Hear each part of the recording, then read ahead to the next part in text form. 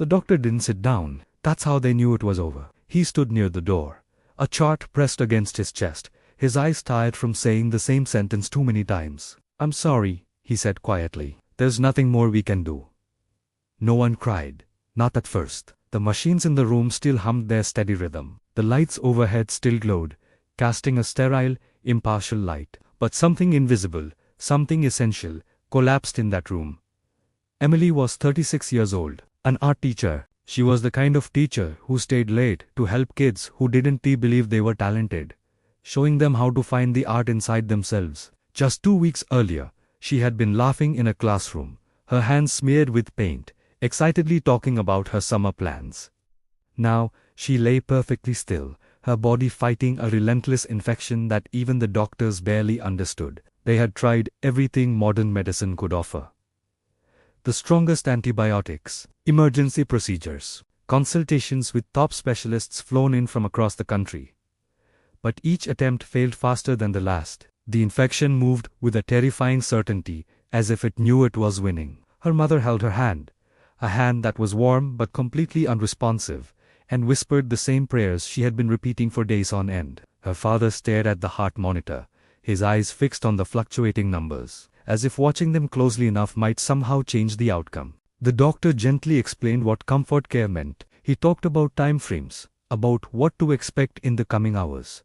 Less than 48 hours, he estimated. When he finally left, the silence that filled the room felt heavier than grief itself. Down the hall in the starkly lit waiting room, a man sat alone with a cup of cold coffee held between his hands. He hadn't planned on listening, but pain has a way of traveling through walls. He heard the doctor's words, "Nothing more we can do," and his stomach tightened into a knot. He had heard those exact words before. His name was Michael. He was a truck driver from Missouri, and he'd driven all night to be at the hospital for his brother's surgery. He was supposed to have left that morning, to get back on the road. Instead, he just sat there, watching other families come and go, each one carrying their own unique version of fear and hope. When Emily's parents stepped into the waiting room, he looked up and saw it immediately. It was a look he recognized all too well. The look that says something precious has been taken from you long before you were ready to let it go, her mother whispered, almost to herself. "She's too young." That simple sentence hit Michael harder than anything else, because 10 years earlier, a different doctor, in a different hospital, had said the same thing about his own daughter. The same quiet tone. The same absolute certainty. The same finality. And if he had listened back then, if he had just accepted it, his daughter wouldn't be alive today. He stood up, his mind racing, then sat back down again. Who was he to say anything? He wasn't a doctor. He didn't know Emily or her family. Interfering felt wrong, like crossing a boundary he had no right to cross. But walking away, saying nothing, that felt even worse. He approached them slowly, almost afraid they would tell him to leave them alone. "I'm sorry," he said, his voice low and respectful. "I couldn't help overhearing. I went through something like this once." They looked at him, their faces guarded but with a flicker of desperation in their eyes. "My daughter," he continued, the words coming out in a rush. "The doctors gave up. They told us there were no options left." Emily's father let out a long, weary sigh. "That's what they just told us." Michael nodded, his gaze steady. They weren't wrong about how bad it was, but they were wrong about it being over. Her mother looked up sharply, her eyes locking onto his. "What do you mean?" "I mean," Michael said, choosing his words carefully, "sometimes the system stops trying before hope does." They didn't respond right away. Grief has a way of making everything sound dangerous, even a stranger's kindness. Michael hesitated for a moment, then decided to say it anyway. "There's a doctor, a research neurologist. He saved my daughter's life. It was a long shot then. It's still a long shot now. But if you want, I can make a call." The father's hands trembled visibly. "The doctors here, they said moving her could kill her." Michael answered with the only thing he could offer, the truth. So could staying. That night, at precisely 11:47 p.m., Michael made the call. He sat in a quiet corner of the hospital and explained everything he could remember from the snippets he'd overheard. The diagnosis, the symptoms, the treatments that had failed. He expected to meet resistance, skepticism, a polite refusal. Instead, the voice on the other end of the line grew quiet, contemplative. "There is something," the doctor finally said. "It's experimental. Extremely high risk. It's not approved everywhere." Michael didn't hesitate for a second. If there's a chance, they deserve to know about it. The next morning was a whirlwind of chaos.